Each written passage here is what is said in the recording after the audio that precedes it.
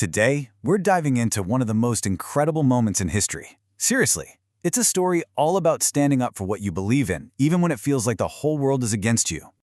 So let me ask you something. Have you ever had to be really brave? Maybe you stood up for a friend when no one else would, or you told the truth even when you knew it was going to be tough. Well, the story we're jumping into today is about a group of leaders who made a choice so bold it literally changed the world forever. All right, let's paint a picture. We're heading back in time about 500 years ago to Germany. There's this huge new movement called the Reformation that's spreading like wildfire.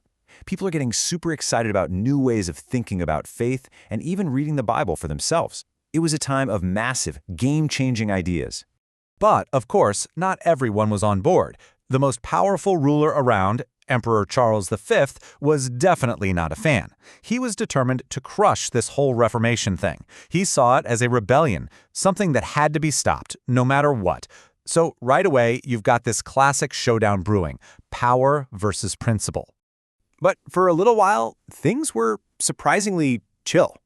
The emperor was super busy fighting wars in other countries, so he kind of had to put the Reformation on the back burner. And that little bit of breathing room, it meant people were free to explore these new ideas, and the whole movement just grew and grew.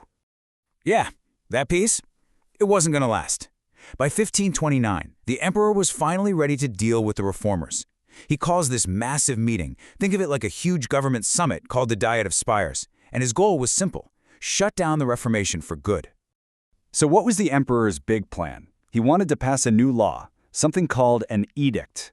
And this law was designed to do one thing: take away all the religious freedom people had started to enjoy and force everyone to go back to the old church rules. The threat was now officially very real.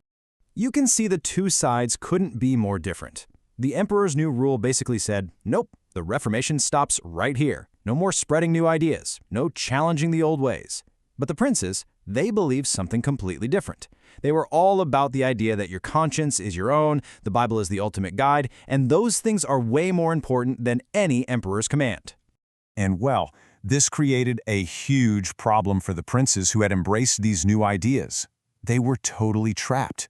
The most powerful man in their world was pressuring them to give up everything they had come to believe in. So what would you do in that situation? I mean, really think about it. This was the massive question staring them in the face. And whatever they answered could cost them everything: their land, their power, maybe even their lives. Okay, so they basically had two choices, right? Option A was the easy path. Just give in. They could keep their fancy titles and their castles, avoid a really scary war, but they'd have to completely betray what they believed in.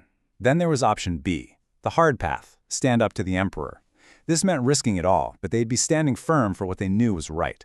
Faced with this impossible choice, the princes came to this incredibly powerful conclusion. One of them stood up and said, "Let us reject this decree. In matters of conscience, the majority has no power." Wow, just think about that.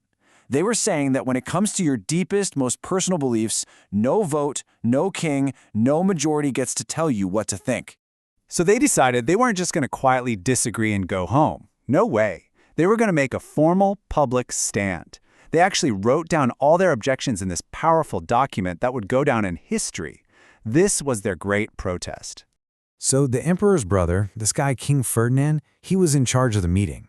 He tried to get the princes to just go along with the new rule. But when they wouldn't back down, he got super angry. He pretty much said, look, the decision is made. All that's left is for you to submit. And then he just stormed out of the room. He refused to even listen to what they had to say. But the princes weren't intimidated one bit. If the emperor wouldn't listen, fine. They would just appeal to someone even higher. They declared that they were appealing from the Emperor Charles to Jesus Christ, the King of Kings. Can you imagine the guts that took? In their minds, they answered to a much greater authority than any ruler on earth. And in their official protests, they made it crystal clear. They said they could not and would not agree to any law that went against God, the Bible, or their own conscience. See, this is so important. They weren't just rebelling for the sake of it. They were explaining exactly why they had to stand their ground. And they went on to say this, which really gets to the heart of everything they believed. For them, the Bible was the one and only unbreakable truth. It was the ultimate guide for everything in life. They believe that if you build your life on that rock, you can stand firm against anything.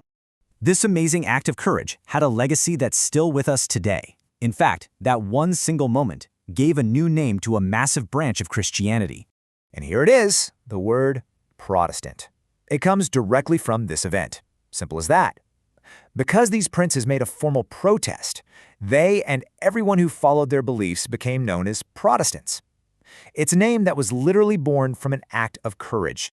So their protest wasn't just about saying no. It was a huge yes to some really big ideas that are still so important today. Ideas like, your conscience is sacred and above any king. God's word comes before the rules of any church, and everyone has the right to worship freely. These are the core principles of what we now call Protestantism. And this wasn't just a handful of leaders in a room. Their brave stand lit a fire and inspired people everywhere. Soon, tons of people all across Germany saw this protest as the perfect way to express their own faith. A movement was officially born. You could just feel how contagious their courage was. Another prince, who saw how fearless they were, gave them this amazing blessing. He was basically saying, you guys were so brave today, may God help you stay that brave for the rest of your lives. It just goes to show you how powerful their example really was. And that brings it all right back to you and me. The story of these princes isn't just some old story from a history book. It's a challenge. It makes us ask ourselves, what ideas are so important to you that you would stand up for them no matter what?